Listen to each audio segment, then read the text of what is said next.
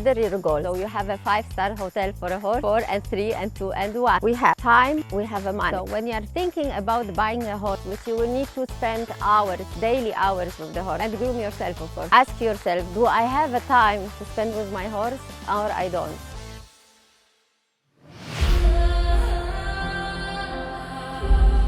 Choosing a new horse can be hectic and confusing and requires a lot of preparation, especially for the first time.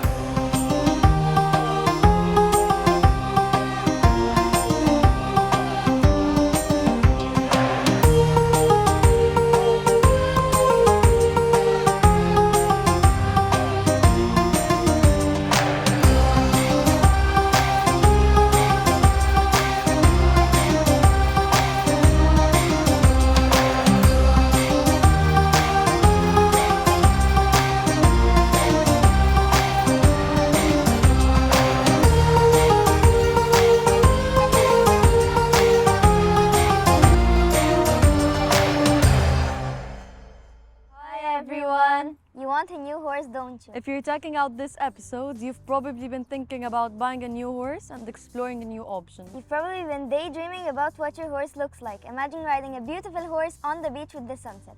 That's nice, but let's talk reality. It's not about your favorite color or how the horse looks like, even if it's important in certain cases like shows. There are more important things you need to look at first. Let's make a quick checklist. We're going to cover all the points in this episode. So make sure to subscribe to Horse Moves to learn more. Researches, Considering your goals, horse personality, experience of the horse and the rider, horse health, exploring new options, and setting a budget. Can you talk to me about horses? So consider your goals. What you are looking for? Are you looking for a sport horse or a pleasure horse or a horse for breeding or a horse to go to the show? Talk to me about sports shows. Okay, so when you are looking for a sport horse, it's about also budget. It's not only about sport horse as I consider it as a sport horse. So it's a budget and your ability of riding a sport horse. If I ride for pleasure, will it be cheaper? Yes, it will be much cheaper because pleasure horses, it can be retired horses which you can adopt.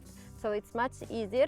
And then most of the time are easier horses to handle. So if you are not really a great rider or a beginner, so it's easier to handle this kind of horses. And where can I find them? So you can search online, then you can ask your friend, and you can also ask an expert. Like where can I buy them especially? Okay, yes, so auctions and shows. If you go to the shows and watch the horses, then you can find someone and some horses which you will like it. So there is different personalities of the horses. So personalities goes with the riders. We have social, fearful, aloof and challenging.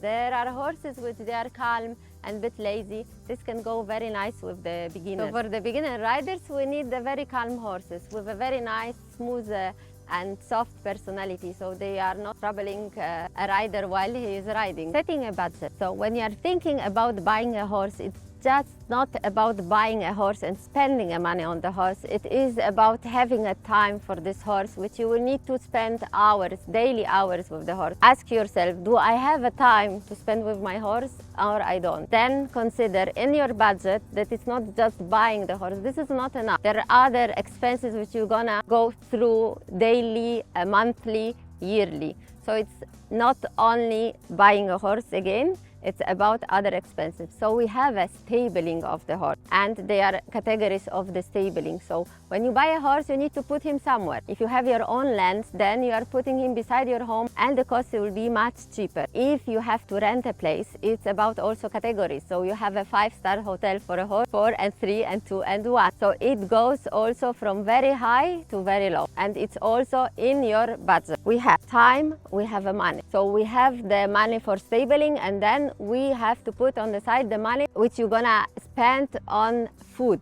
okay? And then we have the money which we're gonna put on equipment which we're gonna buy for a horse, and of course the vet care, okay? So this is also very important, and this is a big budget. If we are having healthy horse, of course, God bless, and let always stay the same way. So we don't have to have a lot of money on the side, but accidents happen, so you always put on side. And then we are having shows. If you are buying a sport horse, then we have to put separate budget for the shows because these are very expensive. And of course, for you are looking for a trainer, if you are going into the sport, you will need a trainer. So this is also some budget. There is also farriers to spend on, and also there is difference between horses which they are being shoed and the horses just being trimmed. So also this is a different money to spend. So the equipment for the horses and the equipment for yourself if you are going to the show or beauty contest. Grooming. If you are not able to groom your horse, so there are sometimes people which are gonna help you with this. So this is also separate budget. So if you are looking about reducing the cost for the horse, so if you have your own land, your own stable, this will be the cheapest because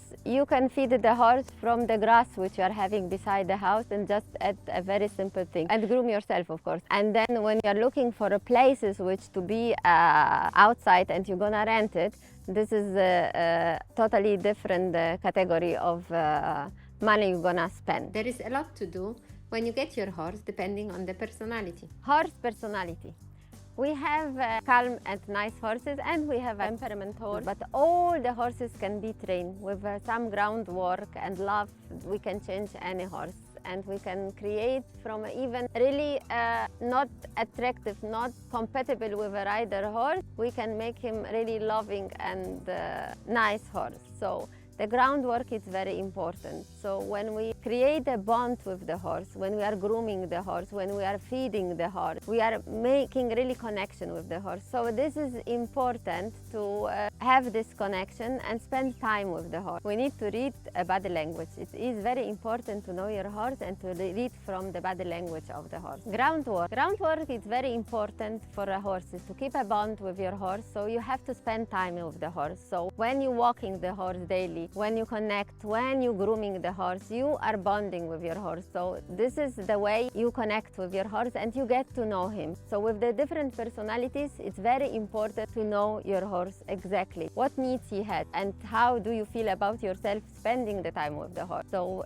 and you need to look at his reaction. So you need to look at his ears and his eyes and the body language. Because also body language showing you what the horse is telling you. They don't speak in words, they speak with them body. So it is very important to observe your horse daily. And this routine which you provide for the horse, like walking the horse and like feeding the horse, grooming the horse, spending time with your horse, this will bond you perfectly with your horse. You will have a connection and beautiful harmony with any horse, a difficult horse and calm horse. So we always look for best harmony with your horse through the body language. There is simple ways of checking your horse. So you look at the eyes of the horse, you look at the skin condition, you look at the legs, you can clearly see if there is any swelling or any changes in the appearance of the leg. And this is simple and easy to detect. So if you have any doubts about the horse and you want to proceed more, you always ask the veterinary doctor